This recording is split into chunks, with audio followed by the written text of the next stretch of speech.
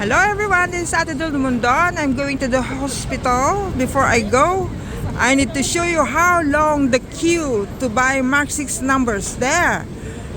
Because tomorrow, I think 200 plus million Hong Kong dollar. There. See there. Uy, good Lord. No way. Marites na hindi siya makapila. Kaya siya ang magbabantay kay Miss Celine. Kaya hindi siya makabili ng Mark 6 numbers. There. Sana bumili na lang ako kahapon kasi hindi ako lumabas. There. Tignan mo yung pila, oh. Uy, good Lord. Wow. 200 plus million Hong Kong dollar. The winning money for tomorrow. It's Chinese New Year, you know. Snowball. Wow, see, look how long. Uy, good during lunch hour, you know. Yan.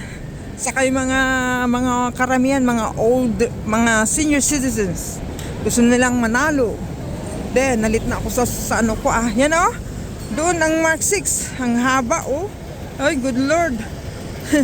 Mas lalo mamayang hapon. After kasi yung iba papasok yan during lunch hour. Ayan, ang haba ng pila. Sa loob marami pa tao, magpipila yung mga yan. Uy, good Lord. Kasi today is my check-up to the hospital, February 20. There, I don't know anong gagawin sa akin. Kasi panibagong reschedule ito. So, I don't know what they gonna do.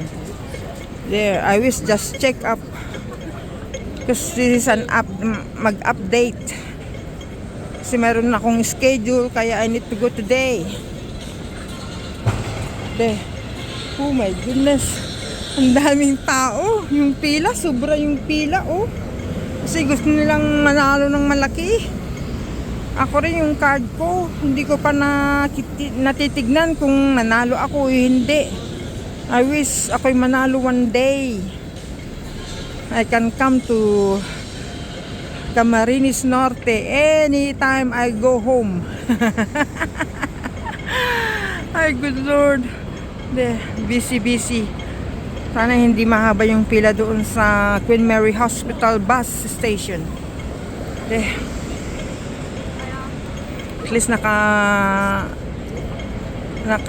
ano na ako sa octopus. Nakalagay na ako ng pera. Baka may babayaran ako sa hospital. So, it's ready. Yeah. Daming bibili ng Mark 6 numbers. Oh, good look. Umalis na yung bus to hospital for hospital. And then yan, hindi nakasakay yung apat. So next bus there. Oh, medyo mainit ngayon kasi yung araw matapang. There. Mainit. Hindi naman masyadong mainit. Pero may lamig pa rin sa balat. There. Galing. Kaya doon yata ang mga sila Kuya Bal, sila Ate Edna, Kalinga Proud, sa lahat ng mga kasama. Baka nandun na sila sa Disneyland.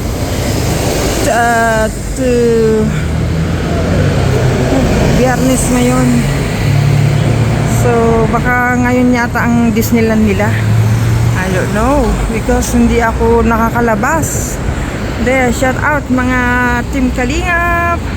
Enjoy your time in Hong Kong. Bye for now.